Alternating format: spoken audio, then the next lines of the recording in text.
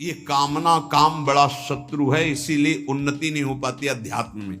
और जो संसार में, उनको तो पता ही नहीं कि मैं पाप कर रहा हूं, वो और खुश होते हैं कि आज हमने ये भोग भोग लिया, आज हमने ये छल कर लिया, आज हमने ये कपट कर लिया। कामना से कर्म होते हैं, कामना जितनी बढ़ती जाती है पाप कर्म उतना ही बढ़ते जाते हैं। शास्त्र के विरुद्ध मनमानी आचरण में पाप ही होता है।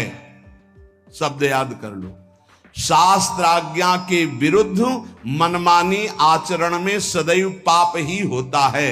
ये विकर्म बड़ा भयावह होता है और ये भारी दंड देता है, और ये कभी नष्ट नहीं होता। नष्ट तो भगवान कर सकते हैं केवल।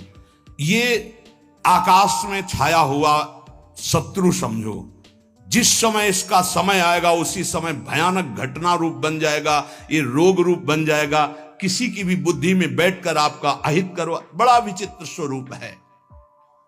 कोई पूछ रहा था कि भाई भगवान के यहां तो बहुत नरक भोगवाएं, फिर यहां जन्म दें और कष्ट दें, ऐसा एक पाप कर्म है? अगर इस सृष्टि में, भारत में तुम एक कोई पाप कर्म तुम्हारा प्रकाशित हो जाए कि एक हिंसा की, एक व्यभिचार किया, एक छेड़ा, तो उसकी सजा देख लो जाके कानून में। बोले 20 वर्ष की जेल और 1 लाख रुपया जुर्माना। इसके बाद जुर्माना क्यों, जब उसको सजा दी जा रही है तो जुर्माना कैसे दे? उसको तो सजा दे दी। नहीं नहीं, कानून है, ऊपर से है जुर्माना। तुमने ऐसा किया, 7 साल की जेल, 50,000 जुर्माना देना पड़ेगा। ऐसे ही नरक भोग, और इसके बाद पुनः तिर्यक योनियों में जन्म और उसका दंड, ये जुर्माना। खेल तमाशा समझो। लाखों पाप ऐसे हैं जो तुम्हारे प्रकाशित नहीं हुए, हमारे प्रकाशित नहीं हुए। अगर भगवान की प्राप्ति नहीं होगी तो एक एक सेकंड के कर्म का भोग भोगना पड़ेगा। ये कब तक चलता रहेगा? जब से सृष्टि रची गई आज तक चल रहा है। तो इसलिए मुझे मनुष्य शरीर से तत्वबोध या भगवत प्राप्ति अत्यंत आवश्यक है। ये काम करने के लिए हम आए हैं। कर्मों को भोगना ही पड़ता है, चाहे जहां भाग के जाओ। किसी ने प्रश्न किया था कि आपने कहा देवराज इंद्र ने अहिल्या के साथ गलत व्यवहार किया, तो आपने ये नहीं बताया उसको दंड क्या मिला। क्योंकि दंड का विषय नहीं चल रहा था, विषय चल रहा था कि भोगाकर्षण कितना प्रबल होता है कि हजारों लाखों अप्सराओं का स्वामी भी, देवराज इंद्र भी, एक मुनि की कुटिया में जाता है और वहां ऐसे गंदे भाव से गौतम ऋषि का वेश धारण कर कर अहिल्या जी का, तो उसको जानते हो क्या दंड मिला था? उसको 1000 भग हो जाए तुरंत साप मिला था। तुझे भग से, भग माने योनि, तुझे योनि से बहुत प्यार है, तू देवराज इंद्र है, तू जो चाहे कर सकता है, तो देख मैं अभी तुझे दंड देता हूं। गौतम ऋषि ने कहा सहस्त्र भगधारी हो जा। पूरे शरीर में हजारों योनियां हो गई और हर योनि से महान दुर्गंध। अब बैठ त्रिभुवन पति बन करके चरणों में लौट गए। 1000 योनि पूरे शरीर में, योनि योनि, और दुर्गंध युक्त घृणास्पद घोर नर्क समझो, घोर नर्क। चरणों में गिर गए। महाराज त्रुटि हो गई, आप भगवत स्वरूप ऋषि हो, आप बड़े दयालु, बहुत विनय की। तब का भोग तब तक जब तक भगवान रामावतार में नहीं आते। जब श्री राम अवतार लेंगे तो उनके दर्शन के लिए ब्रह्मादि सब देवता उपस्थित होंगे, तू भी उपस्थित होगा। तब यही भग 1000 नेत्र रूप में परिणित हो जाएंगे। ये दंड मिला था। तो जानते हो सिंहासन में बैठने से शर्म आती थी और महल में रहते थे। अमरावतीपुरी में निकलना मुश्किल था क्योंकि 1000 भग खुला उनके शरीर में बने हुए थे।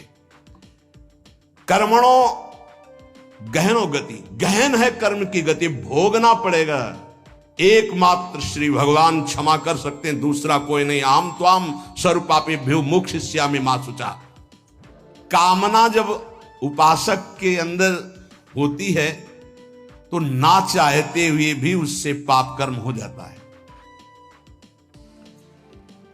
विकर्म से बचना है तो काम, कामना, वासना मन ते अति कर दूर। राधा राधा राधा, पर है बहुत कठिन, बहुत कठिन है। कामना के त्याग के बिना ये निषिद्ध कर्म, पाप कर्म, विकर्म, इससे बचा नहीं जा सकता। गहनो कर्मणो गति, कर्म की बड़ी गहन गति है। कौन सा कर्म बांधने वाला है, कौन सा कर्म मुक्त करने वाला है, इसका निर्णय करने में सब समर्थ नहीं है। जो भगवान में चित्त जोड़े हुए या स्वरूप बोध है, वही उन्हीं के द्वारा निर्णय माना जा सकता है। ये बड़े बड़े विद्वानों में भी गलती हो जाएगी निर्णय करने में। निर्णय में दो ही समर्थ हैं, या तो भगवत प्रेमी महात्मा या ब्रह्मबोध संपन्न ब्रह्म ऋषि। कर्म क्या है समझ गए? कोई भी कर्म करने के पहले जो फल आकांक्षा से प्रेरित होकर शास्त्र सम्मत किया जाता है उसे कर्म कहते हैं। अकर्म क्या है? जो तत्वबोध प्राप्त महापुरुष हैं, निर्लिप्त हैं, ममता रहित हैं, आसक्ति रहित हैं, उनके द्वारा हुआ कर्म अकर्म हो जाता है। वो फल नहीं देगा, वो बांधने वाला नहीं। विकर्म क्या है? जो कामना बढ़ी हुई मनमानी पापाचरण है उसे विकर्म कहते हैं, और ये बहुत भयावह है, ये दुर्गति का कारण है। इसी से नाना प्रकार के दुख भोगने पड़ते हैं। श्री भगवान कह रहे हैं जो कामना से कर्म होते हैं वो कामना अधिक बढ़ जाने पर केवल पाप होने लगते हैं। जैसे धन की कामना से कर्म शुरू होते हैं, फिर धन की जब ज्यादा इच्छा हो जाती तो बेईमानी, चोरी, हिंसा, छल कपट, इसके करने में कोई भय नहीं रह जाता। अकर्म हमारे कर्म हो जाए ये बहुत जरूरी है। अकर्म, उसके दो ही उपाय हैं, या तो निर्लिप्त, फलासक्ति रहित, ममता रहित, ये तो स्वरूप बोध महापुरुष में होता है। तो एक सरल उपाय है, अपने शास्त्र सम्मत कर्तव्य कर्मों को फलेच्छा का त्याग करके श्री भगवान को समर्पित कर दो। राधा राधा जपो, नहीं बहुत यहां जो भी करोगे उसका दंड मिलेगा। महाप्रभु हरिवंश चंद्र जी कहते हैं, जैसी हरिवंश नरक गति दुर्भर, यम द्वारे कटियत नक छीके। छींक दिया उसका भी है, कहां छीका, किस जगह अंगुली उठाई, किस लिए? एक एक चेष्टा का तुम्हारे कहने से थोड़ी होगा। अरे कहीं कुछ नहीं, ये बावरे लोग हैं, इनको क्या पता है। जब दंड मिलते हैं तब इनको समझ में नहीं आता कहां से मिल रहा है दंड। अजर अमर हो, अविनाशी हो, शरीर को लेकर के देहाभिमान से बात कर रहे हो, कोई भगवान नहीं, कोई नहीं। तुम्हारे आंख मूंदने से हो जाएगा क्या? इस अपराध का दंड है। ऐसे ही यहां जो पापाचरण कर रहे हो, कोई भगवान नहीं। इसका जब हिसाब आएगा तब तुम्हें पता चलेगा। करुणा निधान स्वामी ने ये जन्म तुम्हें अपनी तरफ से करुणा करके दिया है कि तुम मुक्त हो जाओ। उपासक को चाहिए कि कामना का नाश करके, विकर्म का नाश करके अकर्म हो जाए, तभी वो जीवन मुक्त होता है।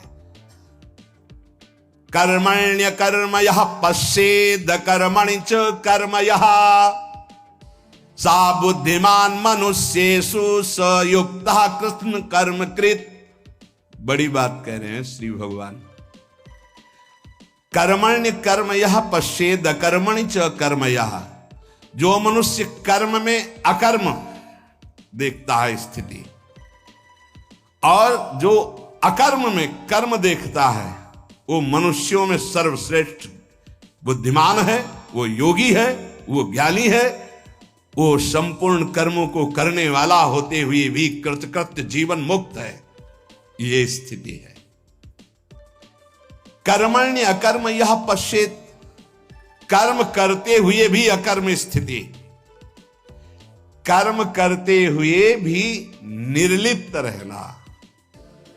निर्लिप्तता एक बहुत बड़ी सिद्धि है। यहां जो भी कर्म होता है लिप्त होकर होता है। मानो आधी आपकी परिक्रमा हुई, चलो अब बैठ करके पद गाते हैं, हो गए। नहीं नहीं, थोड़ा ही तो रह गया, पूरी हो जानी चाहिए। क्यों, कौन सा फल चाहिए, कौन सा फल चाहिए? नहीं, पूरी होने पर ही सिद्धि होती, फल प्राप्त होती। फल आगे रख लिया ना, लिप्त हो गए, लिप्त।